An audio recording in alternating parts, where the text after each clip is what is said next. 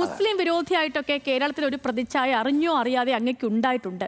താങ്കളുടെ ചില വാക്കുകളും അതിന് കാരണമായിട്ടുണ്ടാകാം. അപ്പോൾ അങ്ങനെ ഒരു ഇമേജ് ഉണ്ടാകുന്നത് അങ്ങേക്ക് ദുഃഖം ഉണ്ടായിട്ടുണ്ടോ? അത് മാറണമെന്ന് അങ്ങേക്ക് ഒരു ആഗ്രഹമില്ലേ? കാരണം ഇപ്പം കേരളത്തെ സംബന്ധിച്ചിടത്തോളം ശ്രീ വെള്ളാപ്പള്ളി നടേശനെ ഇങ്ങനെ വിലയിരുത്തിയാൽ പോരല്ലോ. അല്ല, ഞാനേ ഈ മുസ്ലിം വിരോധം എന്ന് പറഞ്ഞ സ്നേഹം എന്ന് പറഞ്ഞ വൺ വേ ട്രാഫിക്കാണ്. ഈ ഒരു സമുദായ സംഘടന എന്ന് നിൽക്കുമ്പോഴും അവരെ എന്നെക്കൂട്ട് എൻ്റെ സഹോദരന്മാർക്കൂട്ട് സ്നേഹിച്ച് പിന്നോക്ക സമുദായ മുന്നണി എന്നും സംവരണ സമുദായ മുന്നണി എന്നും പറഞ്ഞ് അവരോടൊപ്പം അവർ പറയണ പോലെ പ്രവർത്തിച്ചവനല്ലേ ഞാൻ. എന്തിനു വേണ്ടി? അധികാരത്തിൽ വരുമ്പോൾ പ്രത്യേകിച്ച് LDF താഴെ ഇറക്കി UDF ഭരണത്തിൽ വരുമ്പോൾ നമ്മുടെ എല്ലാ കുറവുകളും പരിഹരിക്കാമെന്ന് വന്നിട്ട് അവർ അധികാരത്തിൽ കയറിയിട്ട് എന്ത് തന്നു? അത് പിന്നെ ഉത്തരം പറ. അത് മുസ്ലിം വിരോധമാണ്. ഞാൻ നീതിയല്ല. ഞാൻ ഒരു കാര്യം പറഞ്ഞോട്ടെ, ഞാൻ ഒരു മുസ്ലിം വിരോധിയല്ല. ഞാൻ പറയും, ഞങ്ങളുടെ സ്ഥാപനങ്ങളിലും സ്ഥാപനത്തെ നയിക്കുന്ന പലയിടത്തും ഇരിക്കുന്ന എല്ലാം മുസ്ലിങ്ങളാണ്. എനിക്ക് മുസ്ലിം വിരോധം ഉണ്ടെങ്കിൽ അത് ചെയ്യുമോ?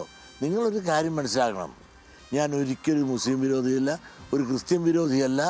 അതുപോലെ ഞാൻ എല്ലാവരും വളരെ സ്നേഹമായി പെരുമാറി. നിങ്ങൾ അന്ന് ആലോചിച്ചു, ഞാൻ അവരുടെ എല്ലാ കാര്യത്തിലും കാന്തപുരം ഞാൻ ഒരുപാട് സ്നേഹിച്ച ആളാണ്.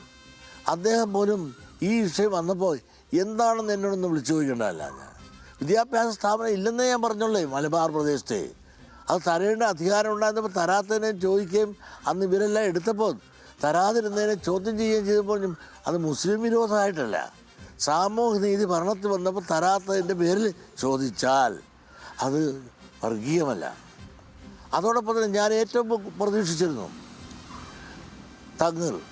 ആ തങ്ങൾ കുടുംബം എന്ന് പറഞ്ഞാൽ തന്നെ അവർ ശാന്തിയുടെയും സമാധാനത്തിൻ്റെയും പ്രാവുകളെ പറത്തുന്ന ആളുകൾ എന്നുള്ള സങ്കല്പമാണ്. ഞാൻ ഈ ആരോപണങ്ങളെല്ലാം പറയുമ്പോൾ അതിനും ഇതിനകത്ത് എണ്ണയിൽ തീയൊഴിക്കാണ്